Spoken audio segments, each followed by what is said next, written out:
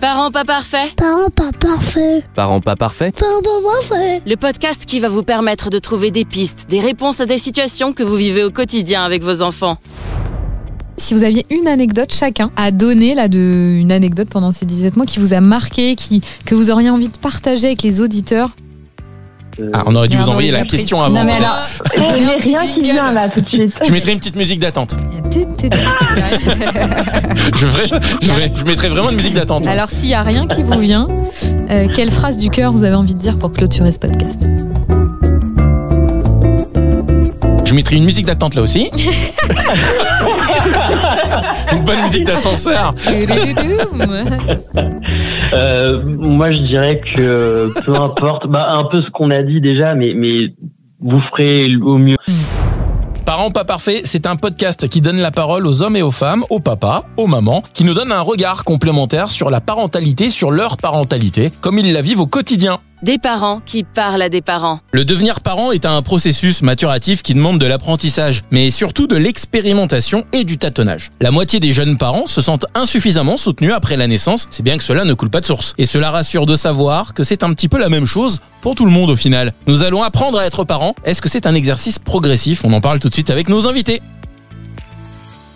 Nous recevons aujourd'hui Clémentine et Marc. Bonjour à vous deux. Bonjour. Bonjour. Clémentine et Marc. Alors, on va être galant. On va commencer par Clémentine pour, comme d'habitude, se présenter. Alors, Clémentine, présente-toi. J'ai 29 ans. Je suis la maman d'André qui a 17 mois. Ouais. Et dans la vie, je suis entrepreneur. Voilà. D'accord. Et j'habite à Lyon avec Marc. Bonjour Marc.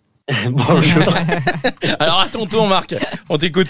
Allez, du coup, moi c'est Marc, j'ai 37 ans, je vis à Lyon avec Clémentine et avec notre fils André, qui a maintenant 17 mois. De jour, je travaille dans une boîte qui propose des logiciels de gestion de cabinet à destination des professionnels de santé. Et de nuit, je suis podcasteur. Et en fait, on a monté ça avec Clémentine. C'est un podcast autour de la parentalité. En fait, de la naissance du couple jusqu'à la naissance de leur parentalité. Justement, on va parler de ça. Apprendre à être parent, un exercice progressif. Dis donc, ça tombe bien que vous soyez invité pour ce podcast. Mais c'est vraiment les synchronicités. Vraiment, j'y crois pas. C'est très très bien goupillé. Justement, Elodie, bonjour. Salut, bonjour à toi, Romain. Et je voulais juste te dire, en 2023, on n'a plus besoin d'être galant. D'accord. Sache-le. Ok. C'est noté. Ouais, donc voilà. Plus de galanterie. D'accord. Je saurai pour la prochaine fois. Marc, on n'ouvre pas les portes. Et c'est ça. Et j'ai dit ça à un mec. En fait, je sortais du boulot et en fait, c'était une bande de mecs. Et il y en a un qui m'ouvre pas la porte, qui me passe devant. Puis l'autre derrière dit, mais dis donc, t'es même pas galant. Et je regarde le mec et je dis, mais il y a pas besoin d'être galant en 2023. On est égaux en droit, non? Ça a foutu un de ces blanc. C'est-à-dire que quand tu fais bien, tu te fais engueuler, quand tu fais mal, tu te fais engueuler aussi. Ça devient compliqué. C'était de la drague foireuse. Non, attends. On se croirait sur la Saint-Valentin ou quand tout. Non, mais c'est comme la Saint-Valentin, Elodie. La Saint-Valentin, les meufs. La Saint-Valentin, on s'en fout. Vous avez rien, vous tirez la tronche. Non, pas du tout. Voilà, tu fais des amalgames. Les amalgames. Je t'explique. Clémentine, c'est un amalgame? Tu sais pourquoi ça a foutu un blanc? Ça a foutu un blanc parce que le mec me dragouillait et qu'en fait, je lui ai coupé la chic. Ah, mais c'est autre chose. Voilà. Ah non, c'est pas pareil. Il a entré mon œil. Il manquait la moitié de l'info. Si vous aviez suivi un ou deux épisodes, je suis un peu féministe. Non, du tout. Alors, bon, enfin bref. Alors, tu couperas tout ça. Non, faut que les gens soient au courant. On va tout garder. Exactement. Première question, Elodie. Alors, Clémentine, raconte-nous un peu votre histoire, les débuts de votre parentalité et même avant, ce qui s'est passé avant la naissance de tout ça, parce que vous êtes devenus parents, mais vous êtes aussi devenus podcasteurs. Enfin, un projet est né de tout ça. Alors, le tout début de l'histoire, c'est quand Marc m'a recruté, parce qu'en fait, c'était mon manager avant de devenir mon mec. Ok. D'accord, on va en apprendre. C'est ça. Et on s'est rapprochés quand moi j'ai changé d'équipe au premier confinement. D'accord. Ouais, voilà. On raisonne en confinement parce que du coup, premier confinement, on s'est mis ensemble et troisième confinement, on a conçu notre fils. D'accord. Voilà. C'est marrant. Heureusement que le confinement n'était pas plus long, sinon on a eu des quintuplés. On n'arrête pas. Donc voilà, que dire de plus? C'était pas mal. C'est déjà pas mal, mais on a conçu effectivement André, qui est un petit peu notre projet de vie à nous, et ensuite on a conçu Aternité, du coup notre podcast 9 mois après la naissance d'André, donc l'équivalent d'une grossesse aussi. Et cette fois-ci, c'est un projet de couple. Et alors, le nom de ce podcast, juste pour nos auditeurs, il est né de quoi? Que c'est MP parentalité. Non, redites-nous le nom exact. Non, en fait, c'est juste Aternité sur Instagram, c'est m.p.aternité. Parce que c'était déjà réservé sur Insta. Ah, d'accord. Voilà. Ça nous met dedans à chaque fois, c'est pénible. D'accord. Ok, et donc il est né. Le nom, c'est juste Aternité. Et c'est D'accord. pour paternité, maternité. Du coup. Ouais. J'imagine que vous aviez compris. Mais... Oui, on avait compris, mais du coup, c'est dans cette idée de dire que est-ce qu'elle s'oppose, la paternité et la maternité, ou est-ce que finalement il y a plus de points communs qu'on pourrait le croire? Je pense qu'on n'est pas parti dans cette logique d'opposition. Ouais. Justement, Non, ça se complète en fait. Il y a vraiment un côté équipe. L'idée en fait de ce podcast, ça a été moi pendant ma grossesse, j'ai écouté pas mal de podcasts, notamment, je sais pas si je peux citer, mais Bliss. Ah bah Oui, si, bien vas-y, sûr. évidemment. Si, tu Voilà. peux. Ah, d'ailleurs, Bliss qui va faire la tournée des cinémas là. J'ai vu ça passer. Incroyable. C'est ouf. C'est de la folie. Ouais. J'écoutais beaucoup Bliss, mais c'était très femmes par les femmes, pour les femmes. Ouais. Sauf qu'un enfant, a priori, on le fait à deux. Sauf qu'il est exceptionnel, hein, mais... Et ça arrive. Oui. Mais c'est vrai que ça se fait plutôt à deux. Et nous, on l'a fait à deux. Et c'est vrai que je trouvais ça vachement dommage que ce soit pas réuni. Et parce qu'il y a aussi des podcasts pour les hommes. Mais il y avait rien en couple pour les deux. Ouais, mais Donc, alors nous, avec Romain, on va être hyper alignés avec tout ça. Parce que nous aussi, quand on a monté Parents pas parfaits, on s'est dit c'est important d'avoir le regard d'un homme et d'une femme. Et en effet, ça se fait un deux, un enfant. Enfin, pourquoi est-ce qu'il y aurait, pourquoi s'il y en aurait un des deux qui serait mis de côté? Et c'est valable autant pour les hommes que pour les femmes. Et ça se retrouve dans les groupes de parole, quoi. C'est vrai que ça offre un regard carrément. vachement plus complémentaire quand il y a des hommes et des femmes. Et puis ça évite, là, je dis ça parce qu'on a fait un sac de papa ce week-end que de papa. C'était hyper intéressant d'avoir un angle de vue, mais quand il y a les deux angles de vue qui se confrontent, ça permet d'enrichir et de progresser, je trouve. Ouais, et Bravo. puis avoir deux sons de cloche qui au final temps, c'est plutôt chouette. C'est ça qu'on cherchait. On remarque surtout que dans certaines situations, l'homme et la femme ne voient pas du tout la situation de la même façon. Exactement. Ouais. Alors, on est d'accord. Oui. Je suis d'accord, je suis totalement d'accord, mais mine de rien, après ce cercle de papa avec 4 hommes que j'ai fait, je me suis rendu compte que le fait de pas avoir assez de temps pour soi, de pas avoir assez de temps dans le couple, de se sentir submergé, d'avoir l'impression d'avoir une charge mentale. On parle beaucoup de la charge mentale des femmes, mais vous en avez énormément parlé samedi de la charge mentale Est-ce qu'il y en a que vraiment vous ressentiez, parce qu'en fait, ils expliquaient que quand ils étaient au boulot, ils étaient que au boulot et que c'était massif et que tout ça. Et il y avait un papa qui disait dès que je rentre chez moi le soir, du coup, j'ai pas de soupape. Clac, je me réoccupe de mon enfant. Et au final, ce que je me suis dit, alors que je suis une femme et que je suis un peu parti pris quand même, on va être honnête, je me suis dit mais en fait on n'est pas si différents que ça. Alors la grosse différence entre les hommes et les femmes, c'est que nous on anticipe plus, vous êtes plus dans l'instant présent, mais ce qu'a dit un papa et ce qui était juste, c'est que peut-être que des fois, j'émets des hypothèses, vous vous écoutez plus que nous, c'est-à-dire que vous êtes plus dans l'instinct que nous, on est informés, on est plus, en tout cas plus sensibilisés, plus informés. Et il y a des fois où c'est ça qui s'oppose, c'est-à-dire il racontait, voilà, il a essayé de coucher son bébé parce que lui, il a senti qu'il était peut-être fatigué, et sa femme est arrivée et a dit mais non, c'est pas son rythme d'habitude. Et en fait, c'est là où il y a un consensus à trouver entre l'information et l'expérimentation. Enfin, c'est mon point de vue. Et pour autant, mais ils se sont séparés depuis. Pas du tout. C'est le truc horrible. Depuis samedi, ce sont des... Non, absolument pas. Mais pour le coup, je pense qu'on est beaucoup à être dans des configurations où c'est pas simple de faire le consensus. Alors justement, racontez-nous, vous, alors au-delà du podcast, votre histoire, la naissance de ce petit garçon, la naissance peut-être de votre couple aussi. Enfin voilà, au-delà de vos projets professionnels, c'est quoi cette histoire qui est à mon avis avant tout émotionnelle? La question c'est quoi du coup parce que excuse Clémentine, faut que je fasse une par une. La question c'est raconte-nous le début de ton histoire, de ce qui s'est passé vraiment, de ce qui s'est joué entre vous et du coup peut-être comment vas-y Romain. Est-ce que vous avez eu l'envie de faire un enfant tout de suite ou alors est-ce que il a fallu une réflexion, une maturation de l'idée? J'ai toujours l'impression de parler de Romain Rangé. A priori. Alors juste, il y a un truc qu'il faut qu'on vous dise, c'est que on avait oublié de commencer à enregistrer. Le truc qui nous arrive jamais, mais débordé. Voilà. C'est pas grave. C'est pas grave. On servira. De toute façon, d'habitude, on faisait avec notre bande son. Mais oui, vous ne vous en faites pas. Vous inquiétez pas, il y a pas de souci. En fait, on les perturbe, Romain, je pense. Mais vous faites des podcasts depuis quand? Ça fait 17 ans et je te cache pas qu'on galère un petit peu encore sur la technique. Nous, c'était depuis janvier, donc. Non, mais tu sais que ça doit être horrible quand tu enregistres un podcast et il y a un truc qui clignote pas comme d'habitude. La touche est verte et pas rouge. Ah non. C'est horrible. Elle était verte, elle est restée verte. C'est pour ça que ici, sur Parents pas parfaits, je double les enregistrements. Il y en a toujours un qui fonctionne au moins sur les deux. Il y a un souci. Ah, nous, on est des vieux. Nous, ça fait c'est bientôt 2 ans qu'on fait des podcasts. On est des vieux. Ah oui. Enfin, Romain, moi, je montre rien du tout. Moi, j'en faisais un peu avant quand même, heureusement. Bon alors du coup, c'est quoi la vraie question? On en est où là? Mais on en est où alors? 2h30. Ok, donc l'histoire d'André. Moi, j'avais toujours eu envie d'enfants. Enfin, je savais que j'aurais des enfants un jour. Et ça a bloqué avec mon ex, justement, parce qu'il ne voulait pas d'enfants, jamais. Et en fait, on s'est séparés au bout d'un certain temps. Et c'est là où on a pu se rapprocher aussi avec Marc. Mais donc, je savais que j'en voulais.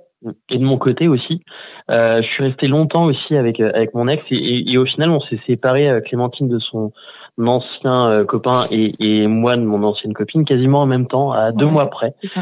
Et c'est vrai que j'avais toujours voulu avoir des enfants, mais là j'arrivais pas à me projeter avec mon ex parce que d'origine différente et du coup son but c'était aussi de retourner dans son pays à terme et moi je m'y voyais pas dans ce pays du tout et en fait je me disais mais avoir des enfants pour au final qu'on ne les voit plus ou enfin vraiment j'envisageais le pire, c'était séparation, je vois plus mes enfants et j'en souffre etc. Donc c'est vrai que se projeter par rapport à ça, en fait c'est déjà mal barré hein. De base ça tue un peu le truc dans la fin déjà quand tu commences à dire on n'a pas encore d'enfants mais je pense que quand on va se séparer je verrai déjà plus mes enfants. C'est exactement ça. Forcément. En fait question qu'on peut se poser aussi. Normal. Mais du coup, on avait tous les deux des problèmes de projection, je pense, et on allait souvent au bar et on discutait beaucoup. C'est pas que ça, hein. C'est pas que. On l'a conçu André, on était bourrés. On était bien bourrés, et du coup, on s'est retrouvés sur la scène. Non mais c'est vrai qu'on avait un bar en bas du travail. Ouais. Et on avait tendance avec tous les collègues et on papotait. Et on jouait au blanc manger coco et c'était super. C'était vraiment super. Je l'ai ce jeu, faut qu'on dise. Ça nous rappelle des bons souvenirs. C'est trop bien, c'est trop bien. Et en fait, on s'est rapprochés à ce moment-là. On s'est trouvé du coup des points communs et c'est-à-dire que du coup, on avait déjà discuté de cette question d'avoir des enfants et on savait tous les deux en tant qu'amis alors du coup. Ouais, on s'entendait super bien. Ouais. On savait déjà qu'on était à peu près sur la même longueur d'onde avant tout et du coup ça a pu se faire très très vite après. Ouais. C'est-à-dire qu'après le confinement, il a eu une proposition de boulot sur Lyon pour la faire en rapide. Ouais. En gros, au bout de 2 mois, on a dit vas-y, on part s'installer à Lyon. On était à Boulogne-Billancourt. Ah, c'est vrai, j'ai vécu presque 10 ans à Boulogne. Quoi, c'est vrai. Mais non, je déteste la région parisienne. Ah d'accord, ok. Moi, j'ai adoré. Non, j'habitais à Sèvres, mais je bossais à Boulogne, mais j'ai adoré les 10 ans à Boulogne. Dans n'importe quel podcast, dès qu'il y a quelqu'un qui a vécu à Paris. Oui, parce que ça me manque, putain. Désolée, j'ai dit un gros mot. Élodie, elle est trop contente. Paris. Elle a l'impression de sentir l'odeur de Paris et du métro, tu sais, à travers le micro. Mais non, mais j'ai vécu 10 ans à Paris, c'est un vrai pont de vie. Bon, bref. N'hésite pas, c'est 1h40 en TGV d'ici. Tu peux y aller. Un petit Ouigo et c'est parti pour Mais j'y vais souvent, j'aime bien Paris. Bref. Bon, Boulogne-Billancourt alors. Et vous êtes venus vous installer à Lyon, du coup. Vous êtes partis tous les deux. Exactement, et on a mis, en fait, je sais plus quand c'était la fin du confinement, mais c'était genre en mai, et en septembre, on s'est dit, go. Ouais, septembre, on a déménagé. J'ai enlevé mon stérilet, on a, je pensais que ça allait arriver direct, franchement. C'est pas arrivé direct. Ouais. Des fois, c'est comme ça. Le sixième sens des femmes. Ouais. J'ai senti que j'allais tomber enceinte. C'est incroyable, ça. Non, mais c'est ça, vraiment. J'étais à fond, en plus, hein, et puis, ça m'est arrivé quand même vraiment plusieurs mois d'affilée où de me dire, ça se trouve, je suis enceinte. En fait, non, c'était juste le syndrome prémenstruel. Mais c'est vrai que t'étais à fond dans le calcul. En fait, on était à fond dans le calcul. On avait sur les applis. La petite application, le petit calcul qui se fait. Et comme beaucoup, quand ça a marché, c'est parce qu'il y a eu un lâcher-prise. Ouais. Mais c'est-à-dire que j'étais en train de changer de job. Ouais. On était partis en confinement, on avait eu une hygiène de vie, on était en confinement avec des amis. Voilà. On a eu une hygiène de vie franchement dégoûtante. Ouais, un peu moins bonne, mais c'est-à-dire vous buviez beaucoup d'alcool. Moi j'aurais même pas demandé les détails. Non mais on avait arrêté de fumer, on a refumé. D'accord. On a pris de la coke. Ça me donne envie de fumer. Coke, héroïne, crack. Autant te dire que c'était un confinement qu'on a rentabilisé. Non mais arrête, c'est le podcast le plus barré, mais j'adore. Moi j'adore. C'est n'importe quoi ce podcast, mais bon. Ah ouais, là on va se faire rigoler par les flics. Ils parlent de cocaïne. Mais par contre, ça me donne envie de fumer une clope là. Je fume plus qu'occasionnellement et rien que dans le Bon alors du coup, vous aviez eu un confinement cracra. Non. Elle disait qu'elle croyait qu'elle allait tomber enceinte tout de suite, mais vu l'hygiène de vie et machin, et quand ils ont lâché prise, ça a marché. C'est ça. C'est ça. Au bout de 6 mois. Et en fait, c'est pas si. Ah bah non, c'est pas si long, hein. C'est la moyenne rapide, en fait. Non, mais il faisait l'amour tous les soirs. Il y a ça aussi. Voilà. Ouais. Alors, si on vous On avait mettait pas du cœur à expliqué qu'il l'ouvrage. ne fallait pas faire l'amour tous les soirs, mais qu'il fallait au moins 48 heures de repos, forcément, on donne pas les bonnes infos aux parents. 48 heures. Ouais, 40, 40. Bah oui, il faut du temps de repos pour... bon, bref.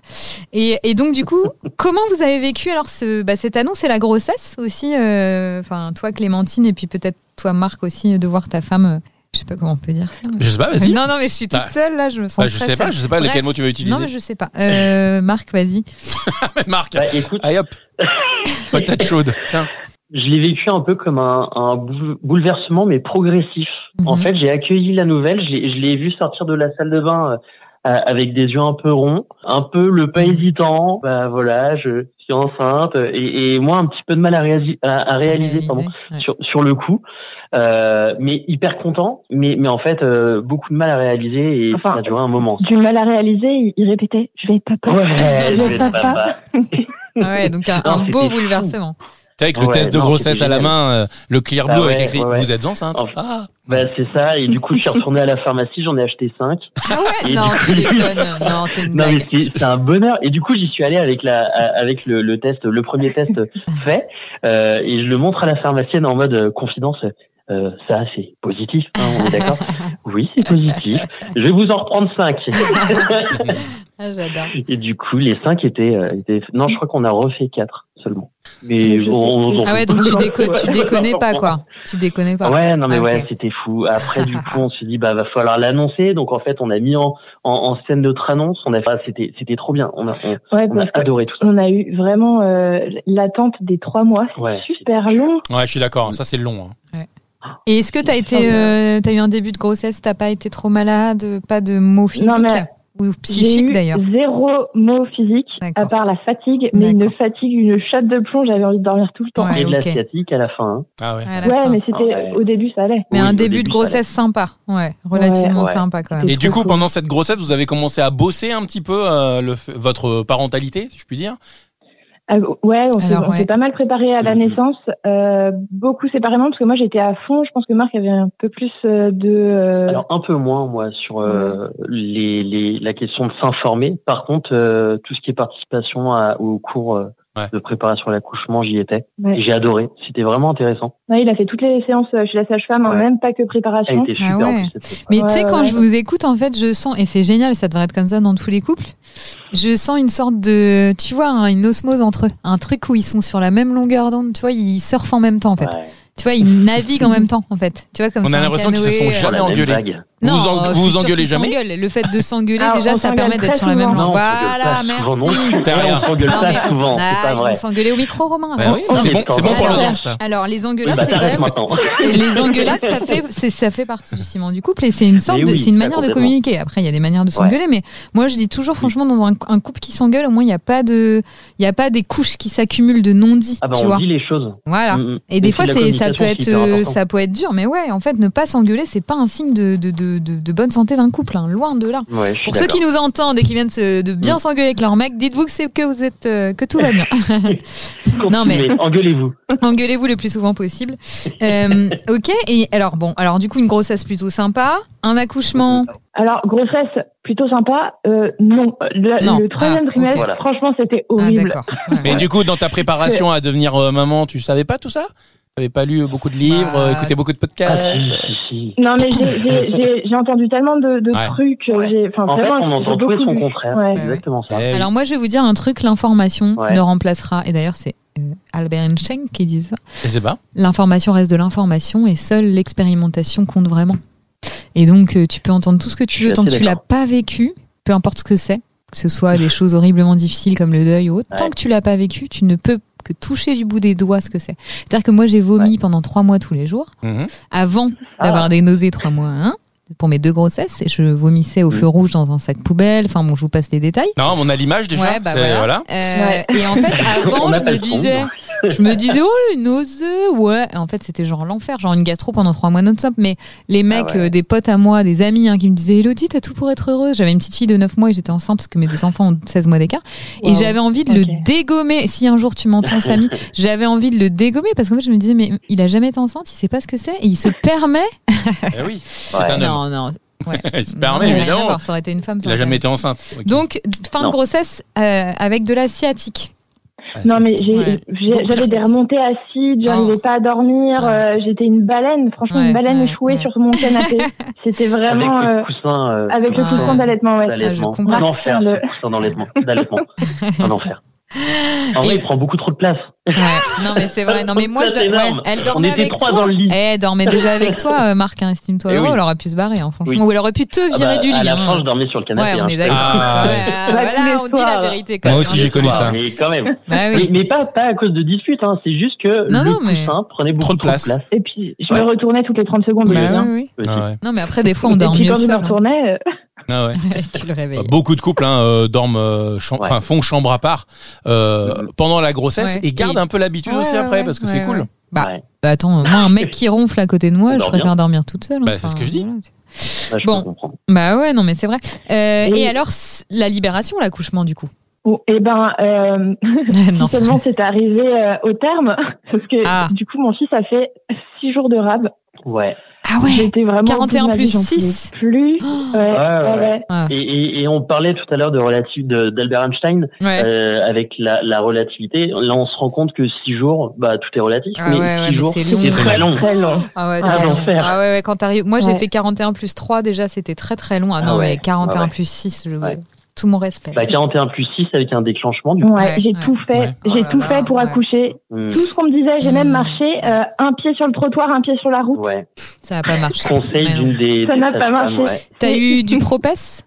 T'as eu un tampon qui permettait de dilater le col? Non, j'ai pas eu de tampon parce que c'était pas du tout ouvert. Moi, j'ai eu des cachets. Ouais, d'accord. Et ça t'a déclenché des contractions? Toutes les 2 heures, ça m'a déclenché. En gros, je suis arrivée le 14 janvier à la mater et donc j'ai demandé la péri.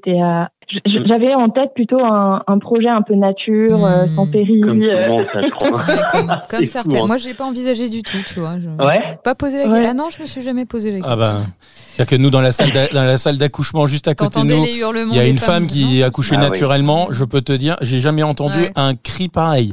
Moi, le lendemain de mon premier accouchement, j'ai croisé dans la salle où on faisait une réunion, une mère qui avait accouché en salle de naissance, et elle m'a regardée, elle m'a dit: non, mais c'était l'enfer. Je l'ai regardé, j'ai dit. Déjà, moi, avec le Propès, c'était un peu l'enfer parce que ça déclenche des contractions très très fortes, comme à 10. Ouais. Pendant 15 heures, j'ai eu ça et j'étais accroupie par terre en train d'hurler. J'ai été déclenchée pareil, enfin voilà. Et je me disais, mon Dieu, mais jamais j'aurais pu tenir. Enfin voilà, bon, bref. Donc, et le cri, moi, c'est le cri. Hein, donc oui, c'est des cris. Mais de toute façon, je pense qu'une femme qui n'a pas eu de péridurale, elle peut te dire qu'elle a. Enfin, ça dépend, après c'était bien préparé, mais il y a certaines femmes qui disent que c'est la plus grosse douleur qu'elles aient pu ressentir de leur vie, hein, franchement. Hein, donc. Il y en a qui disent que c'est comme si on te mettait un coup de pied dans les parties chez les hommes, les parties génitales. Mais je pense que c'est plus. Je pense que là, d'augmenter tout le temps. Toujours dans la surenchère. Hein. Bien sûr, il faut que ça soit plus. C'est comme des coliques néphrétiques. T'as déjà eu des coliques? Oui, j'en ai déjà eu ça. Alors là, tu m'auras pas là-dessus. Les coliques, j'en ai eu et je peux te garantir que j'ai hurlé ma maman. C'est vrai, je savais pas. Ah je peux te garantir que ça, je le conseille à personne. Ça, tu peux le comparer. Et donc Clémentine, 14 janvier, tu fais tout ce qu'il faut pour accoucher et du coup, ça ne va. Donc là, c'est normal, quoi. Pas de césarienne, rien du tout. Là, c'est parti comme ça. Alors, pour l'instant, et du coup, donc le 15 au matin, donc j'avais pu me reposer un tout petit peu parce que j'étais vraiment épuisée. Enfin, le col s'ouvrait lentement, mais sûrement. Et en fait, j'ai stationné de 10h à 17h. Du coup, je suis restée assise. Stagné, merci. Stationné. Oui, avec l'auto devant l'hôpital. J'ai mis les warnings, tranquillou. Tranquillou dans le couloir de la mater, il y avait les warnings. Bon, mais il veut pas arriver, celui-ci. Appelez-moi la dépanneuse. Bon, ok. On a compris la métaphore. On a compris. Un bras sur la portière. On est bien. Alors, Clémentine, si tu en as marre, tu peux lui dire: ferme ta bouche, laisse-moi parler. Pas le mot qui me vient, moi. Tu n'hésites surtout pas, je serai derrière toi pour t'épauler. Bien sûr. Allez, Clémentine, vas-y. Et donc du coup, 17h, on commence à avoir un peu peur parce qu'il a quand même fait des petites choses pas terribles avec son cœur, 3 fois quand même dans la journée. Il y avait des ralentissements. Et il y avait des ralentissements, c'est ça. Et moi, je me sentais pas bien, j'avais de la fièvre, enfin ça allait pas et je le sentais pas. D'accord. Surtout, je crois que c'était l'élément le plus important, c'est que je le sentais pas. Et la sage-femme, elle revenait à chaque fois, oui, on va peut-être passer en césarienne. Et puis, elle repartait, elle revenait, bon, on va attendre encore un peu. Et nous, on était là, non, on passe en césarienne, en fait, là. Bah oui, on attend pas. L'attente était hyper longue. Et c'est vrai que la sage-femme qui était avec nous, elle venait au contact et elle venait constater. Elle repartait, du coup, avec son diagnostic qui était, en fait, la reco, faut partir sur une césarienne. Et en fait, le médecin qui ne s'est pas déplacé, disait non, on va laisser une chance. Ouais, je pense que c'était pour les stats. Est-ce qu'ils ont fait, parce que normalement ils font un petit scalp en fait pour voir ils font un petit scalp. Moi j'ai une césar en urgence aussi, donc je vois tout à fait. Et ils mettaient la main, la tête passait pas. Et en fait ils ont fait un scalp sur le crâne qui montrait au niveau du pH s'il y avait une souffrance fétale ou pas. Ils vous ont pas fait ça? Moi, le liquide était teinté, donc il y avait quand même. Donc il y avait du méconium, puis peut-être date de péremption, enfin pas date de péremption. Il y avait pas mal de trucs qui allaient dans le sens. Qu'est-ce qu'il raconte? Non mais désolé, je suis fatiguée. Non mais j'ai compris date de péremption par rapport à la grossesse qui dure très longtemps. Oui, pardon. Au placenta. Oui, enfin le liquide amniotique, il est teinté au bout d'un moment en fait. Ouais, désolé. Mais pour vous dire l'anecdote, c'est que je suis née à 41 plus 10 en 83. Ah, mon Dieu. Voilà, et le liquide était teinté, c'est ça que je voulais dire, c'est que oui, en effet, au bout d'un moment, le liquide, il est sûrement plus de bonne qualité, puis il peut y avoir eu du méconium, le premier caca des petits bébés. Là, c'était le cas. Si vous mangez un bout en écoutant ce podcast, bon appétit. Hein. On s'attendait pas à ça. Je pensais pas qu'on irait sur ce terrain-là. Moi non plus. Écoutez, on s'entend bien, on va dire ça comme ça. Ouais. Ah ouais, on est ouvert. Hein. Bon, du coup, il est arrivé cet enfant à un moment donné. Il est arrivé. Donc, on a su qu'il était né à 17h22 en césarienne d'urgence parce qu'ils ont dit 17h22, mais il n'y avait pas un cri. Moi, je savais pas s'il était vivant ou mort. Ça, c'est chaud, hein. Et c'était un peu angoissant. Moi, j'ai eu l'impression qu'il y a eu 20 minutes. Mais... En fait, il y en a eu 3, mais mais franchement, c'est très rapide. Ouais. On était tous les deux dans la salle de césarienne. On ne savait pas trop quoi dire, pas trop quoi faire. On était d'un côté du drap. Moi, il était en train de me charcuter en plus. Bah oui, puis quand et on pensait que c'était une petite fille parce que pendant cette semaine de rab, on devait aller faire des contrôles à la maternité tous les 2 jours. T'as pas dit, on avait gardé la surprise. On avait gardé la surprise. Oui, on voulait pas connaître le sexe. Et en fait, une des médecins qui a fait l'écho nous a dit 3 fois de suite. Donc on s'est dit tant pis pour la surprise, ça gâche un peu, mais après elle tant mieux, très content. Mais du coup il y a plus cette surprise là. Et en fait ils nous ont présenté le bébé. Ouais. Et en fait j'ai été hyper surpris que ce soit un garçon. Ce soit un garçon, oui, parce que tu t'étais déjà projeté. Mais il y a une clé qui boule. Alors qu'en soi il y a que 2 possibilités, c'est ou un garçon ou une fille. Donc j'aurais dû savoir, être préparé. Mais là en fait pour moi c'était une vraie surprise. Mes premiers mots c'était c'est un petit gars, quelle surprise. Mais oui, c'était une vraie surprise pour moi. Moi je m'étais préparée, je l'appelais déjà par son prénom de fille qu'on avait choisi. Ouais, c'est vrai. Alors c'était quoi son prénom de fille? C'était Léonie. Léonie et son André. Ok. C'est rigolo. Ouais. Et donc ce petit garçon arrive. Est-ce qu'il va bien, ce petit garçon? C'est quand même important. À la naissance, il va bien. Il est né avec un Acpara 1, donc il était quand même. Alors, Romain, tu sais ce que c'est l'Apgar? Non, l'Apgar, c'est ce qui permet de mesurer l'adaptation à la vie extra-utérine de l'enfant. Attends, tu parles beaucoup trop vite, j'ai pas compris. L'adaptation. Tu vois, Marc aussi, il a rien compris. Faites pas merci Marc. L'adaptation à la vie extra-utérine du nouveau-né, et ça se mesure notamment par la respiration, la coloration, les mouvements cardio-respiratoires, la tonicité. D'accord. Et donc ça se mesure plusieurs fois à 1 minute, 5 minutes, et 10 minutes à la naissance. Et donc ça te donne un ordre d'idée de si le bébé va bien ou pas. Et donc c'est coté de 1 à 10. Ça, je dis pas de bêtises. Et oui, c'est ça. Ouais. Et du coup, voilà. Donc, au bout de 5 minutes, il était à 5. Voilà. Après, ça remontait à 10 minutes, il était à 10. Donc, ça allait, mais c'est vrai que moi, ma première vision de lui, il avait une tête en bulle, en fait. Avec un sac plastique, autour de la tête. Et c'est vrai que c'est c'est un peu bouleversant comme image. Je m'y attendais pas. Et c'est bien que tu le dises, ça peut être aussi bouleversant pour les pères que pour les mères, d'ailleurs. Les pères qui sont un peu extérieurs, qui peuvent se sentir. C'est un peu violent. Donc il a été vite mieux. Alors que c'est que de l'oxygène, mais quand même. Mais tu t'attends pas à ça quand tu viens d'avoir un petit bébé. C'est une image un peu. Voilà, tu te projettes pas dans. Romain, tu peux couper la clim, je suis en train de me cailler à mort, s'il te plaît. Excusez-nous, Dans 2 secondes, on fait une pause, je vais faire pipi, Non mais je suis gelée, il met la clim à fond, moi j'ai froid. Et c'est vrai qu'on s'attend pas à cette vision-là. Ouais. Ah ben bébé, ouais, il est souvent une couleur un peu bleutée, ouais, quand il sort. Ouais. Bah non, un bébé qui va bien, qui est bien oxygéné, il peut être très rose en fait. C'est quand il est un peu bleuté, c'est qu'il y a un défaut d'oxygénation. Ah d'accord, le mien avait un défaut d'oxygénation. Ouais, voilà, tu le sauras. Après, il y a des petites cyanoses au niveau des extrémités, des mains et des pieds qui sont physiologiques chez le bébé. Après, ils se reprennent refroidit vite. aussi très vite, mais ils reprennent vite. Ils prennent vite une belle couleur rose bébé. Et alors, ma question, c'est alors on va peut-être on va pas revenir sur tout en détail, mais ce séjour à la maternité, cette prise de connaissance avec ce bébé, ces toutes premières semaines, ces tout premiers mois, ça se passe comment pour papa et pour maman?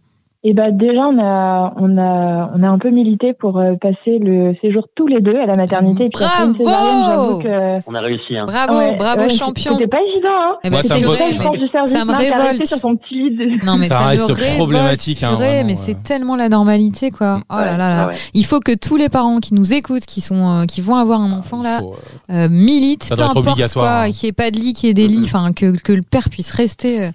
Bon après sur un fauteuil c'est quand même très inconfortable, mais merde, faut qu'il y ait même les lits, mais même les lits qui te filent. Investissez dans des lits pliants dans les hôpitaux. Mais même les lits qui te filent, mais ils en avaient. Des fois ils en ont, des fois ils en ont pas beaucoup. Mais oui, je pense que c'est un investissement indispensable, franchement, en maternité quoi. Bah moi je l'ai déjà dit, mais le lit qui était dans ma chambre en fait, il était trop petit. Enfin, il rentrait pas dans la chambre. Non, mais c'est pas moi. C'était le lit dans la chambre. Le cadre, en fait, quand tu fermais la porte, en fait, les infirmières quand elles rentraient la nuit, c'est-à-dire toutes les 2 heures, elles mettaient des grands coups en fait dans le lit, donc de dormir est impossible. Et limite tu les gênes quoi. Je dis pardon d'être là, mais je suis absolument d'accord que si tu prends la chambre à 250 € la nuit, tu peux avoir un petit bout de canapé assez sympathique pour pouvoir te reposer. Mais sinon, c'est vrai que c'est pas prévu au truc. Ouais, là c'était l'hôpital public quand même, mais bon. Mais pareil. Mais ils ont été bien. Bon. Mais c'était trop bien qu'il ait réussi à avoir son lit de camp parce que c'est lui qui a pu donner le premier bain, c'est lui qui a changé toutes les premières couches et. Moi aussi. Trop fier. Et dis, quand tu viens d'avoir moi j'ai une césarienne et pareil, c'était mon deuxième en plus, j'avais dit au père tu restes. Non mais tu peux moi j'arrivais pas à attraper mon bébé la première nuit pour l'allaiter, c'était dur, j'avais quand même mal quoi, tu vois, j'avais été césarisée à 20h, le lendemain j'étais debout à 6h, bon bref, il m'avait fait ma petite toilette, je n'arrivais pas en fait à me nettoyer seule 12 heures après quoi, enfin très clairement elle me pliait en deux, à me nettoyer, t'es tout seul. Donc si le papa il est pas là, tu te débrouilles. Et donc je trouve que déjà c'est super parce que le papa il est pas loin, et si t'as un coup de blues, si t'as un truc, enfin je trouve ça. Mais attends, justement, alors mes questions là-dessus, lorsqu'une femme elle a une césarienne, le perne, on lui propose pas. Non, tu te démerdes, hein, t'es toute seule dans ta chambre. Si tu ne demandes pas, en gros, je fais simple. Et d'ailleurs, ça me fait rebondir. Moi, je vais faire un live sur LinkedIn, Marc, tu suis, bientôt sur pourquoi c'est le 5 juillet. Moi aussi, je vais faire un live sur LinkedIn. Non, mais on va faire un truc sur pourquoi est-ce qu'on invisibilise tant les douleurs des femmes, parce qu'en fait, une femme qui vient d'être césarisée, elle a quasi aucun suivi, c'est-à-dire on va se faire tirer ses fils à quelques jours, alors que une personne qui est opérée d'autre chose, il a un suivi à la maison et quelque chose. Et je me disais que ce soit au niveau des douleurs donc physiques de l'accouchement et des césariennes et autres, et des douleurs psychiques qui sont liées au baby blues, à la douleur. Mais merde, faut vraiment donner plus de visibilité. Violent, hein. Mais tout ça, c'est très violent. Et pourquoi est-ce qu'on invisibilise? On a autant invisibilisé tout ça. C'est pas une période de vie anodine. C'est un mot compliqué déjà à dire. Ouais, je sais. Il est pas évident. Ouais. Il est pas évident. Et peut-être qu'il faudrait qu'il le vienne. Clémentine qui avait du coup été recousue. On rentre à la maison, elle a une quinte de tout, elle était obligée de se recroqueviller, parce que t'as peur. Non, c'est pas que j'ai peur, c'est que j'ai mal. Oui, aussi, ouais. Ça fait mal. Non, mais t'as peur que ça. Moi, j'avais moins mal, mais j'avais peur. Voilà. Au début, t'as peur que ça s'ouvre, ta cicatrice quand tu tousses fort. Hein. C'est hyper angoissant. Puis on te prévient pas pour les mois après où tu vas plus sentir ton ventre aussi, quand même. Tu mets du temps à retrouver les sensations au niveau du ventre. Et à retrouver ses abdos. Ouais. Ah bah là, je t'en parle pas. Qui étaient sur le côté. T'imagines si vous étiez fait cisailler, parce que c'est clairement le cas, cisailler vos abdos pour les retrouver. Vas-y, accroche-toi. Moi, je les ai perdus en 92. Alors du coup, depuis, je sais pas où ils sont. Alors, si vous les retrouvez, appelez-nous. Ils étaient là et pim pam poum. C'est dead, Romain, tu pourras pas les retrouver là. C'est mort. Ok, sympa. 92, putain, on est en 2023. Oui, c'est terminé. C'est terminé. Mais je te soutiens. Jeux Olympiques de Barcelone. À ce moment-là. C'est à ce moment-là. Je te jure. Évidemment, je dis 92 au hasard. J'ai pris cette date au hasard. Écoute, ça m'a fait marre. C'est la naissance de presque. Non, elle est dans 93. Voilà, c'était pour la blague, évidemment. Moi, ce soir là, je suis complètement à la ramasse. C'est horrible. Je n'ai jamais fait un podcast comme ça, franchement. Moi, je veux bien D'ailleurs, je passe un bon moment. Ouais, moi aussi, je passe un. Écoute, on décompresse de notre journée de travail aussi. Donc... Ouais. Ah là là. Mais du coup, alors, on en est où là? Parce que là, ça y est, t'as accouché? Juste, on était à la mater, on est rentré à la maison, mais on était à la mater. Oui. Moi, il y avait un truc quand même que je voulais dire, c'est la Césa, ça faisait mal, mais moi, j'avais une dose d'hormones, j'ai été shootée, hein. Bon, il y avait peut-être un peu de tramadol dedans, mais Peut-être. T'étais shootée. Ça, c'est bien, ça, le tramadol. Juste après la César. non, mais j'étais shootée aux hormones. Moi, je regardais mon bébé, je me disais, il est trop beau. Ouais. C'est vrai qu'il était beau. Un beau gamin. Ouais, c'est quand même un tsunami émotionnel. Enfin, c'est une vague. Ouais. Quand ton bébé après va bien, que t'es rassuré, tu le regardes. En effet, surtout le premier, tu le regardes et t'es là, mais qu'est-ce qu'il est beau. Non, mais c'est vrai. Bah ouais, quelle merveille. Tu t'es pas dit ça, Romain, quand Mais tu regardais ton bébé? si.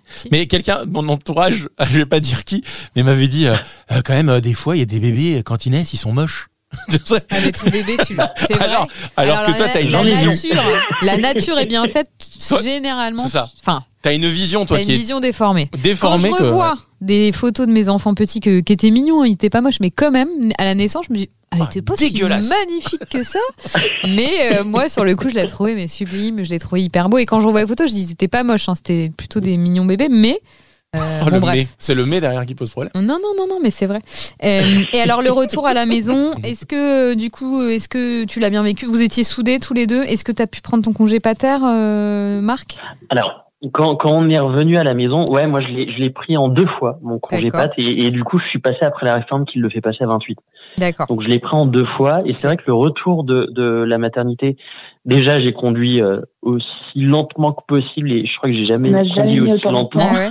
Bah, même pour y aller. Regarder le petit derrière, c'était... Bah ouais, mais c'était une folie. Et puis, du coup, je voulais pas secouer parce que il y avait le petit, mais il y avait aussi Clémentine qui avait mal au moindre nid de poule. Donc, on conduit doucement. Et une fois arrivé à la maison, en fait, on a posé le bébé dans son couffin sur la table basse. Et puis après, j'avais plus de repères. Est-ce que je m'assois sur le canapé? Est-ce que je peux m'asseoir sur le canapé? Est-ce que je... c'est ça. En fait, je savais plus quoi faire. Et c'est donc ça. On a fait des knackis, on a mis 45 minutes à faire des knackis. Non, mais ça démontre à quel point tes repères, tes priorités d'avant, tout est chamboulé, quoi. Tout est remis en cause. C'est à nouveau le bouleversement parce que on se cherche plus en tant que personne, mais là en tant que parent. En tant que parent. Et c'est vrai c'est une sacrée responsabilité. Ouais. Et ça remet tout en perspective. En termes de priorité, ça bouleverse tout. Je trouve ça hyper touchant qu'un homme dise ça. Ouais, moi, ça me touche qu'un homme dise ça. Ouais, je trouve ça hyper touchant parce qu'on entend souvent des femmes dire ça.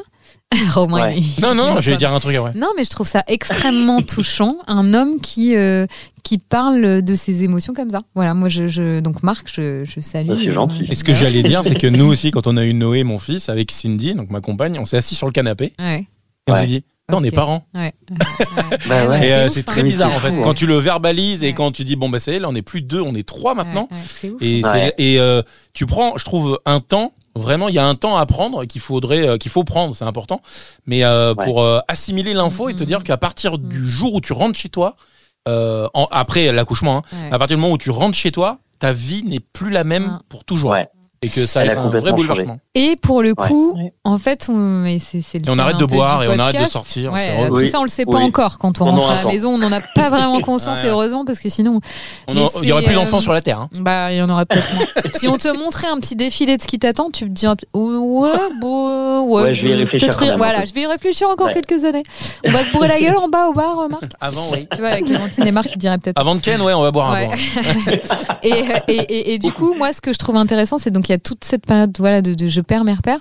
Puis après, mine de rien, ça continue de vaciller, quoi. C'est-à-dire que le plancher, il devient quand même instable. Et c'est ça dont j'aimerais que vous me parliez, c'est on rentre, il y a plus de repères. Et comment est-ce que vous avez vécu ce plancher instable ces premiers mois? Parce que votre petit gars, il est pas encore grand, il a que 17 mois.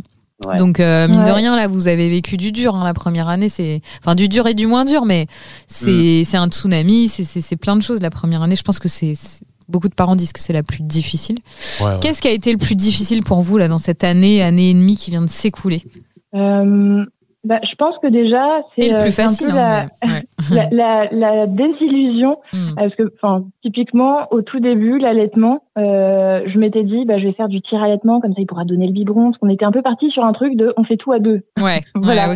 mais pas en même temps ça pour pouvoir se reposer et tout. Voilà. Sauf que moi, je savais pas du tout quand je me suis préparée, mais en fait, on n'est pas des machines. Le tire-lait vache laitière, ça marchait pas du tout pour moi. T'avais la version électrique. Ouais, mais même. C'est tellement glamour. Fou en plus. Ouais, c'était vraiment pas terrible. Du coup, ça, j'ai pas réussi. En plus, ça me prenait autant de temps parce que pour faire la lactation, il fallait le faire toutes les 3 heures. Donc, dans tous les cas, ça me prenait plus de temps que d'allaiter. Voilà, donc le choix était vite fait. C'est hyper chronophage.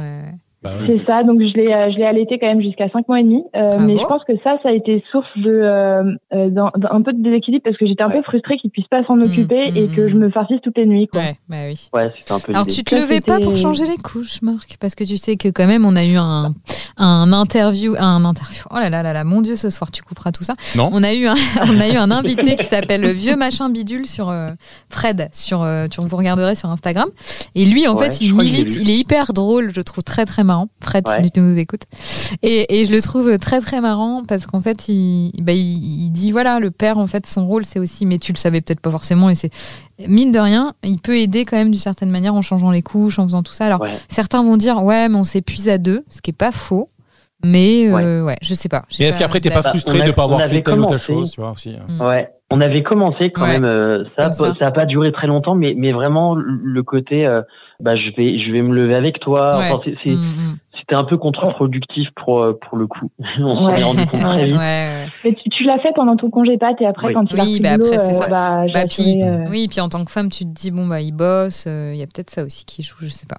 C'est ça. Okay. Mais il y a beaucoup de papas et je pense que ça m'a peut-être concerné aussi, mais qui se servent de cette excuse-là. Marc, franchement, t'es vraiment un homme super bien. Tu m'enlèves ce rôle de. Regarde, Romain, il est en train de lever les yeux au ciel. Je dois dire quand même, et j'adore les gens qui se regardent en face. Moi, c'est vraiment, je trouve, c'est une qualité. Tu vois, qui permet la réflexivité d'avancer sur son chemin de vie, Romain. Je te le dis, franchement. Et donc oui, Marc, je suis d'accord avec toi. Tu l'as dit à demi-mot, mais je suis d'accord et je pense que c'est très courageux de ta part que de dire ça. Voilà.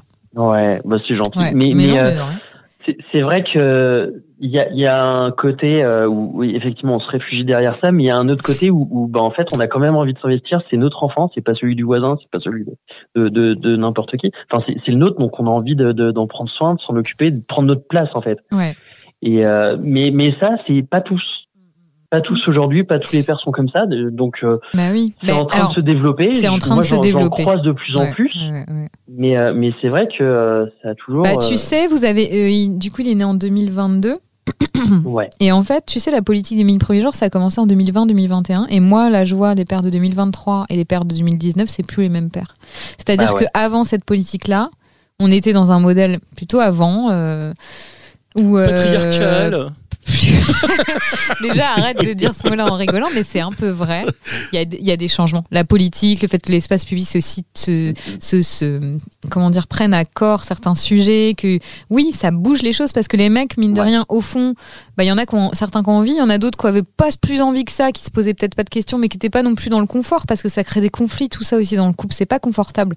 En fait, pour personne. Après, on peut se sentir loin de son enfant, on crée pas de lien avec lui, donc c'est pas confortable pour personne, mais t'es toujours plus confort dans le non-changement que dans une voie que tu connais pas. Et donc là, tu vois, il y a tout ça qui se met en place, mais il faut quand même les accompagner, ses pères et ses mères, parce que, il y a des choses vraiment en profondeur qui bougent. Et toi, Marc, qu'est-ce qui a été... Ça bouge, ouais, vas-y, mais dis-moi. Je trouve que ça bouge pas assez. Enfin, c'est bien 28 jours.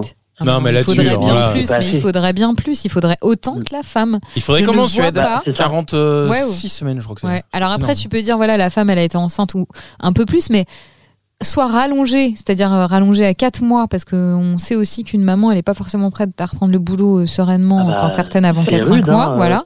Mais il faudrait... 2 mois et demi, et laisser hyper son enfant rude à des inconnus à 2 mois et demi, enfin, c'est rude. Et puis la reprise du boulot, tu reprends le boulot, des fois, tout le monde s'en fout, en fait. Mais oui, tout le monde s'en fout. Oui. Et ça, c'est un vrai sujet aussi, mais tu vois, si t'allongeais à 2 mois et demi le congé paternité, peut-être 4 mois la femme, déjà, ce serait un gros pas, quoi. Ce serait déjà beaucoup mieux. Le gap, il se créerait moins, parce que déjà, à 2 mois et demi, tu vois, il y a... que même un mois, en fait, c'est cool, on est raccord pendant un mois, puis commence à se creuser, parce que quand il y en a un des deux qui est au boulot toute la journée, et puis ça crée des conflits, ça crée de l'animosité, ça crée un déséquilibre, une inégalité, et des femmes qui s'y retrouvent pas, toujours. Et des femmes surtout qui ne veulent pas reprendre le boulot, mais qui sont obligées parce qu'elles peuvent pas poursuivre en fait en gagnant 300 balles par mois, quoi. Bah ouais, 400. Donc Non. 400. Bah, Ouais. moi, c'était mon cas. Hein. Ouais. J'ai laissé vraiment à compte Mais bien sûr. Bah oui. À 2 mois et demi, t'as repris le boulot? Non, j'ai repris. J'ai repris à 5 mois et demi. C'était déjà trop tôt. Ouais, mais même 5 mois et demi, enfin, c'est des mais oui, chances, c'est tout petit. Puis pendant une journée, quoi. Ouais. Mais en même temps, voilà, les politiques scandinaves, enfin, je pense qu'on doit s'adapter. Et puis, mais grave. Et puis, il y a peut-être des femmes qui ont envie de reprendre à 2 mois et demi. Il faut respecter ça. Bien sûr. Enfin, de permettre de switcher entre l'homme et la femme. Il y a peut-être des couples où il y a des femmes qui ont envie de reprendre à 2 mois, puis peut-être des pères qui prendraient bien le relais. Non, mais on a un gros retard. Je pense que là, ça va peut-être bouger. J'avais entendu parler d'un pays comme ça qui administrait 1 an au couple. Ouais. Oui, et tu switches comme tu veux. Voilà, non, mais c'est les pays scandinaves qui génial. Ouais, c'est la Suède. Il y a le Canada aussi. Ouais. Il y a le Canada. En Roumanie, c'est 2 ans de congé mat. Bon, alors après, faut se méfier aussi parce que faut pas non plus que ce soit une injonction. C'est-à-dire, il faut pas que ça devienne, c'est une obligation. Parce que, tu vois, il y a un... Après, c'est la politique du pays aussi, parce que je reprends l'exemple de la Suède. En Suède, à partir du moment où t'as un enfant, t'as une place de réservée en crèche. Ouais. Bah oui. Ça, c'est le truc. Alors attends, c'est génial, sauf que le problème, c'est que y a pas assez de personnel pour les crèches. Ils sont en galère de recrutement. Donc ça, c'est un problème parce que du coup, c'est bien d'avoir une place, mais à un moment donné, il faut s'en occuper des enfants. Mais moi, je pense que le fond du problème, c'est les politiques sociales et familiales en Europe plus largement. Alors moins dans les pays scandinaves, mais c'est où est-ce qu'on va investir vraiment de l'argent? Parce qu'en fait, c'est les débuts de vie. Soutenir les parents, je le répète tout le temps, c'est protéger les enfants. Donc où est-ce qu'on vient placer le curseur en fait? Qu'est-ce qui est vraiment important? C'est primordial les débuts de vie, on le sait maintenant, il n'y a plus rien à prouver. Soutenir la mère, soutenir le père, c'est primordial. Donc en fait, c'est aussi une question de où est-ce qu'on a envie de mettre, où est-ce qu'on investit, parce que c'est un vrai investissement pour l'avenir. Ou mettre les efforts, l'argent. Parce que autant dans l'armement, ok, on comprend, on a besoin de se défendre, il y a des milliards qui viennent d'être mises sur la table. Et dans la santé, pas dans la santé, dans l'éducation et dans tout ça, en fait, si on comprend pas que c'est un vrai investissement à impact. À long terme en plus. À impact, voilà, sociétal. Complètement d'accord. Ouais, mais du coup, c'est que c'est à long terme. Eh ben oui, donc, mais oui, c'est à long terme. Mais oui, mais l'être humain, c'est comme l'écologie. Mais oui, mais les politiques ont une vision au quinquennat. Voire moins des fois. Complètement. Même si je pense qu'il y a certains politiques qui œuvrent pour que les choses bougent, mais en fait il faut une masse pour que les choses bougent, et c'est ça qui est compliqué, c'est qu'il y a des vents contraires. Et puis il faut pas non plus se leurrer. Les femmes et les enfants, en fait, je pense que les droits des femmes et des enfants sont très très liés. Là, il y a eu un soulèvement avec MeToo, avec les droits des femmes, avec tout ça. Là, ça va être la cause. Charlotte Cobel, la ministre, elle parle du droit des enfants. Ça va être ça la prochaine cause, en fait. Les droits des enfants vont suivre les droits des femmes, et tout ça, c'est un mouvement qui se met en place, qui, tu vas voir, dans 5 ans, notre podcast, il sera complètement has-been, j'en suis sûre. Oh bah merde. Désolé, Ron. Ah bah non, je suis un peu dingue. On écoutera Marc et Clémentine en se disant, oh là là. Oh là là, on avait dit des trucs... Pas mal. Qu'est-ce que vous auriez envie de dire? On va être obligé de... On n'a pas d'obligation, Elodie. Ouais, ben moi j'ai des enfants, donc il est 6h35, excuse-moi. Moi, alors, vous avez relevé le moi j'ai des enfants. C'est là où on n'est pas pareil. Moi, je fais un bowling après. Je suis une femme et je culpabilise de laisser mes enfants jusqu'à cette heure-là. Bon bref, non, je rigole, mais qu'est-ce que vous auriez envie de dire à des jeunes parents qui attendent leur enfant, ou un bébé qui vient d'arriver? Qu'est-ce que vous auriez envie de leur dire pour les aider, pour les guider? Qu'est-ce que vous voudriez leur dire? Buvez. Non, pardon. Ne faites pas d'enfants. Ne faites pas d'enfants. T'imagines la réponse de Marc et Clémentine? Ne faites pas de gosses. Avec Clémentine, t'es libre de dire. Fallait pas demander. Oui, ça c'est vrai par contre. Non, moi je dirais écoutez-vous et faites-vous confiance, parce que en fait il y a tellement d'infos de partout que faut faire comme on le sent. Ouais. On le sent mieux que tout le monde. On vit avec l'enfant. Voilà. C'est le meilleur conseil qu'on a eu, nous. Ouais. C'est le meilleur conseil qu'on a eu. On avait remarqué qu'on lisait tout et son contraire. On disait aussi tout et son contraire sur la parentalité, sur par exemple les soins à faire aux petits, ce genre de choses. Mais en fait, ce qu'on nous a dit par rapport à ça, c'est en fait, voilà, vous savez, faites comme vous le sentez. De toute façon, vous ferez au mieux. Non, mais je pense que c'est en effet le meilleur conseil qu'on puisse donner. Un pédiatre nous a dit ça. Et dormez aussi. Il nous a dit vous ferez jamais mal. Ouais. Parce que les parents font toujours le maximum. Ouais, et puis au fond, d'aller à droite ou à gauche pour nettoyer l'œil. Enfin, oui, il y a des choses. Alors voilà, c'est des choses de cet ordre-là, on s'en fiche, quoi. Et le coton dans le nez, et le sérum, machin. Et puis vous avez, les parents, ils ont déjà des compétences quand même innées. Ils ont besoin d'être rassurés. Ils ont besoin que ça soit consolidé. Ils ont besoin d'avoir des gens qui sont là, qui les écoutent, qui les comprennent et qui peuvent leur donner des clés de compréhension. Mais ouais, c'est eux les vrais experts. Et je trouve que c'est bien de dire ça. C'est une belle chose de dire, en fait, les parents, c'est eux les experts. Non, mais ce qui est pénible, Ouais, c'est pénible sans être pénible, mais les gens, ça part toujours d'une bonne intention quand ils te donnent un conseil, tout ça. Mais tu le multiplies par 17 fois dans la journée. À un moment donné. Première question, ça va, il fait ses nuits? Bah non, ça fait 3 ans qu'il fait pas ses nuits. Non, il fait pas ses nuits. Et puis, non, mais après, on était tombé sur un nouvel épisode où effectivement, tu disais que Noé faisait pas ses nuits. Ah oui, c'est ça. Non, t'embête pas, on est toujours dans ce délire. On est toujours dans le même délire. On est toujours dans des recherches de solutions. Mais après, voilà. Il a peut-être eu des petites solutions samedi quand même, hein, Romain, tu vas essayer de les mettre en application. Oui, bah après on essaye, on tâte. Non, ce que je dis souvent, c'est qu'une solution qui fonctionne aujourd'hui, la semaine prochaine, elle fonctionnera plus, et du coup, on repartira sur un autre truc, etc. C'est exactement ça. Donc c'est pour ça que les conseils, ça sert à rien. Ouais. Alors, je voulais aussi en parler. En fait, nous, on a beaucoup marché en rituel, et ça nous a assuré notamment des nuits. On a trouvé des rituels, et en fait, les rituels sont très mouvants. Il faut pouvoir s'adapter, il faut pouvoir casser un rituel et l'adapter. Enfin, voilà, c'est aussi, il y a cette part-là, il faut savoir s'adapter. Et puis même toi, tu comprends pas, tu dis ça a fonctionné, puis non, ça fonctionne plus. Pourquoi hier ça marchait bien? On a pu dormir. Et puis d'habitude il se réveille à 8h10, là il se réveille plutôt à 7h30. Ouais. Quand c'est pas 5h30. Alors nous on n'a pas 5h30. Désolé Romain, bip. Non, là c'est un peu plus tard, là ça va. On le couche à minuit, donc du coup il se lève plus tard. C'est le père indigne. On le couche à 2h et il se lève à 7h. C'est nickel, il fait des nuits. Maintenant il dort. Je te jure. Non, mais je dirais que voilà, on tâtonne. En fait, on tâtonne en tant que parent très très clairement, mais voilà. Et une dernière question que je voudrais vous poser, si vous aviez une anecdote chacun à donner une anecdote pendant ces 17 mois qui vous a marqué, que vous auriez envie de partager avec les auditeurs, drôle, pas drôle, peu importe, mais une anecdote chacun. J'ai été constipé 6 mois, c'était pas drôle. Oh Alors, Romain, essaie d'être un peu classe, s'il te plaît. Classe. On va revenir en arrière sur le podcast et je vais insérer des extraits de ce que tu as dit tout à l'heure. Je vomissais dans un sac plastique au feu rouge, c'était génial. Je me rappelle de ça, ouais. Ouais, ça va. C'est vrai. Alors, une anecdote. Je blague, Romain, c'était une blague. On aurait dû vous envoyer la question avant. Non, mais alors, je n'ai rien qui vient là tout de suite. Je mettrai une petite musique d'attente. Je mettrai vraiment une musique d'attente. Alors, s'il n'y a rien qui vous vient, quelle phrase du cœur vous avez envie de dire pour clôturer ce podcast? Je mettrai une musique d'attente là aussi. Une bonne musique d'ascenseur. Moi, je dirais que peu importe, un peu ce qu'on a dit déjà, mais vous ferez au mieux. Et écoutez pas ceux qui disent que c'est que du bonheur. Écoutez pas ceux qui disent que c'est l'enfer. Écoutez pas ceux qui disent que. C'est ça. Écoutez-vous. Il faut que. Il y a qu'à faut. Ouais, exactement. Ouais, trop de conseils, tu le conseilles et écoutez-vous, c'est tout. Et soutenez-vous. Et ça, c'est un conseil déjà. Quelle horreur. Ouais. Donc n'écoutez pas. Inception, c'est Inception le truc. En fait, n'écoutez pas. Écoutez-vous seulement. Et zut, j'allais dire quelque chose. Clémentine, vas-y, ça me reviendra après. Tu t'allais enchaîner. Non. Je viens de dire un truc en plus. Je suis sûr que c'était hyper bien en plus. En fait, c'est moi qui. Musique d'ascenseur. En fait, on a tellement parlé. Ça va nous coûter cher en endroit.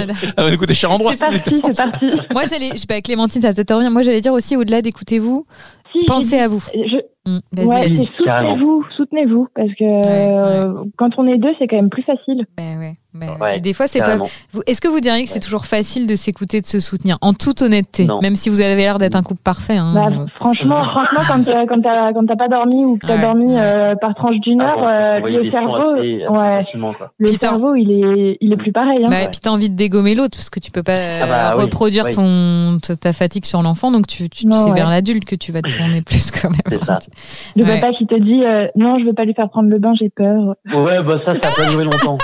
Non, vous voyez comment c'est? J'adore. Mais t'aurais dû balancer des doses avant, Clément. C'est con parce qu'on va clôturer ce podcast, ils vont s'engueuler. Mais moi j'aurais adoré. On va arrêter et ils vont se pourrir juste derrière. Ça va être long. Vous enregistrez quand même quand vous engueulez, c'est marrant.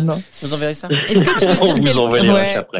Je pense que Romain coupe rien en fait, c'était cool, on a passé un bon moment. On va rien couper, je te confirme. Les zones de flou, nos zones de flou. On a plus de 50 minutes, là je peux te garantir que là on a ça envoie du lourd. On a de la matière. Le podcast le plus drôle qu'on ait jamais enregistré. Si vous avez envie de vous taper des barres, écoutez-nous. C'est décousu, mais c'est marrant. Ça parle de caca, ça parle de vomi. Voilà, De vomi. Génial. Romain, est-ce que toi, t'auras envie de dire quelque chose pour clôturer? J'ai un peu faim là, podcast? mais Ok. sinon, Va manger un Kinder Delice dans ton frigo. Écoute, hein. pour clôturer, non, c'est exactement ce que disaient Marc et Clémentine, c'est écoutez-vous avant d'écouter les autres et vous serez toujours de bons parents, quoi qu'il se passe, parce que le but premier des parents, c'est d'élever au mieux leurs enfants, évidemment, et quoi qu'il se passe, vous y arriverez. Et parlez à votre enfant, dites-lui que vous l'aimez, en fait. Dites-lui quand vous n'y arrivez pas, quand vous avez des émotions, verbalisez, parce qu'on oublie souvent qu'on est des êtres d'émotions et de sensations, et qu'en fait, avant de raisonner, on ressent tout. Si t'as un truc qui t'arrive, tu vas d'abord avoir des suées, de la tachycardie et rougir, avant de raisonner. Et en fait, on oublie ça. Et les enfants savent tellement bien ça, ils ont beaucoup moins de filtres que nous, et je trouve que ça. On perd à mettre trop de filtres et trop d'armure, et donc en mettez pas avec vos enfants. Waouh, c'était beau. Moi, j'applaudis. Arrête. C'était une très très belle phrase. Ouais, écoute, je sais pas, c'est sorti du cœur. Tu vois, quand ça sort du cœur, ça sonne vrai. J'ai des applaudissements si on veut. Vas-y. Ça fait des hurlements dans les oreilles. Hein. Ah C'est pas du tout enregistré, il y a réellement un public derrière. Ouais, c'est ça. Ils sont tous on y derrière. croit rien. Ouais. Bon, en tout cas, un grand merci à vous deux. On a passé un super moment. Merci de vous être livrés. Merci pour votre sincérité. Et puis à très très vite, puisque nous aussi, on va peut-être enregistrer un podcast avec vous. Ouais. Avec Ah ouais, ça serait marrant ça. Ouais. Ça serait cool. Bah ouais. Ah ouais, Ouais, trop ce hâte. serait vraiment cool. On amènera à boire. Ah bah il faut. Oh, j'adore. T'as la batterie? Qu'est-ce qu'on rigole? Est-ce que j'ai la batterie? Oui.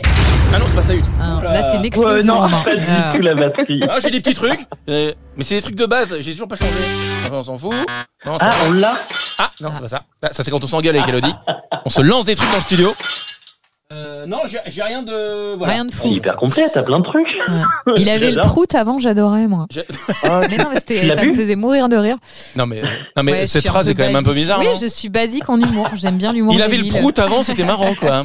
Non, Alors, je rigole aux trucs très débiles, moi. Ouais, c'est comme ça. Chacun, J'adore. Bon, Marc, Clémentine, merci pour ce podcast aussi. Et on est là jusqu'à 22h, les gars. Ouais, là, C'était faut qu'on trop cool. se quitte 7h moins quart, mais ouais. c'était hyper sympa. Romain va clôturer avant que vous partiez et vas-y. Oui, alors merci. On va clôturer. Merci Marc, merci Clémentine d'avoir participé à cet épisode de Parents pas parfaits, dont le thème était apprendre à être parent, un exercice progressif. Merci à vous. Rappelez-nous le nom de votre podcast à vous. Aternité. A-T-E-R-N-I-T-E. Ah là, J'ai besoin de les play quand même dans mes Ah ouais, dents. t'as eu raison de les play. On mettra le lien dans la description du podcast. Merci à vous les amis, prenez soin de vous et à très bientôt. Merci beaucoup. À très À vite. bientôt. À très vite.